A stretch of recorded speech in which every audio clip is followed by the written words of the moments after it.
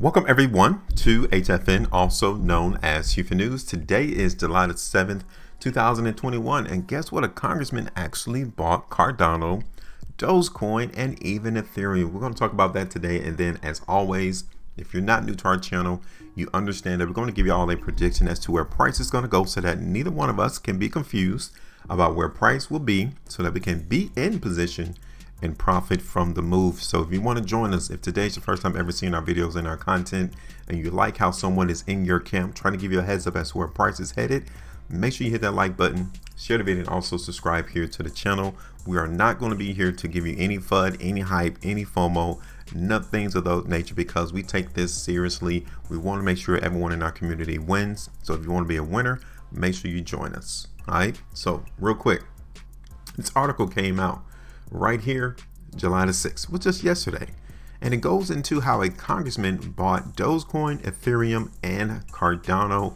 amid that bull market during May. So I went ahead, highlighted some things here in this particular article. As always, I will have a link for you in the description of this video itself so that you can read upon it a little bit more. But it tells us, right, or it reads, Alabama Congressman Barry Moore, that is the individual's name, Barry, has purchased a range of cryptocurrencies in recent months. See, even when they try to show us restriction and try to give us negativity about cryptocurrencies, look what they do in the background. They are also in the midst in these markets purchasing these cryptocurrencies because why? It's simple. They want to profit right alongside everyone else. So Barry, he wanted to join along that massive bullish trend that the cryptocurrency space went through recently. According to trading disclosures filed with the clerk of the House of Representatives on July 2nd was when it was found that he bought those three cryptocurrencies. Now, it only gives a range, right? It wasn't specific on how much of each cryptocurrency he bought, but it's between $1,000 and $15,000 for each purchase. That means that he bought between $5,000 or $75,000 worth of those three coins. Now, just the presence of Cardano being mentioned on that trading disclosure, it also suggests that he was buying Cardano or ADA on a cryptocurrency exchange, as ADA is not available on more mainstream trading platforms with crypto options like Robinhood or PayPal. I wonder where he bought his ADA tokens from. Also, Moore's filings are part of disclosure requirements mandated by the Stop Trading on Congregational Knowledge Act, or STOCK Act. The act requires reporting on trades not later than 30 days after receiving notification of any transaction required to be reported under Section 102A5B, but in no case later than 45 days after such a transaction.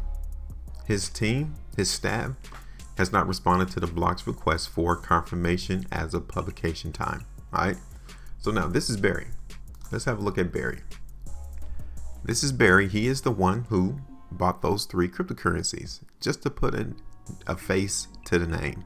This is him right here. All you got to do is Google Barry Moore, Alabama Congressman, and this is him. Wanted to ride alongside the bandwagon of the cryptocurrency bull market when they turn around and be in mainstream media telling us how negative cryptocurrencies are, how it is used in illicit criminal activity. But he wants to come in and buy even meme cryptocurrencies. Dogecoin, the one that Elon Musk has been pumping, Barry got alongside that same cryptocurrency and he wanted to win as well. See? So now, anyway, we're going to talk about ADA. Going to tell y'all where we expect this market price to go so that we don't be confused, okay? You guys can see that it's been about 3 or 4 days since we did our last price prediction in ADA, and the market really hasn't gone anywhere. I mean, we haven't gone anywhere at all in the market in ADA. I told you already when we did our last video back there on July the 3rd that we were at restriction around $1.50, and that's precisely what the market has been enduring. It couldn't break price above $1.50. So what in the world does that mean? Well, let's take a look at ADA on a different time frame. This is the 3-day time frame. You guys can see here that the market trap, he is still reflecting to us that he's having issues at $1.50. Not a surprise. All right, so let me show you on a 5-day. This is the 5-day time frame. I pretty much still like the 5-day time frame. The only issue that you can see is that as we've been seeing the price in ADA go higher, the volume has been decreasing, right? You guys can tell we've been seeing the market volume in ADA, at least on the Binance exchange, decrease as we've been trying to go higher price.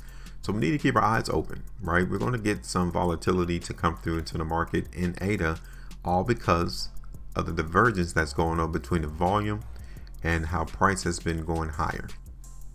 Plus, we're right there around $1.50 area. So let me see what we ended on last week. I do like the last completed weekly time frame into the market in ADA. That's pretty good. But again, that's the same hurdle, right? I really want that to put that on your radar is $1.50. That is very, very important for the market in ADA to break up above. And so far, it's not successful at it. So what we have to do, let me see what we look like on an hourly time frame to see if the market's going to try it again. Like, we need to see if the prospect of ADA trying to break $1.50, if he's going to try to break that price one more time at least. And so far, it looks pretty consistent that he's trying.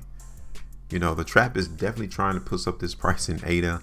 That $1.50 is still in his way, but he's trying. I will give you that. He has been enduring a lot of the selling that has been going on over the last couple of 11-hour, 9-hour, 7-hour time frames, right? We've been seeing the market get inundated with some selling, but we haven't been reactionary towards it, i.e. the price hasn't been going down. In fact, what we've been getting is price trading sideways, which is something that we need to especially see when we're trading around restriction areas. When you see a market trade sideways alongside restriction, that tells you that he is still trying to break up this price above that restriction area.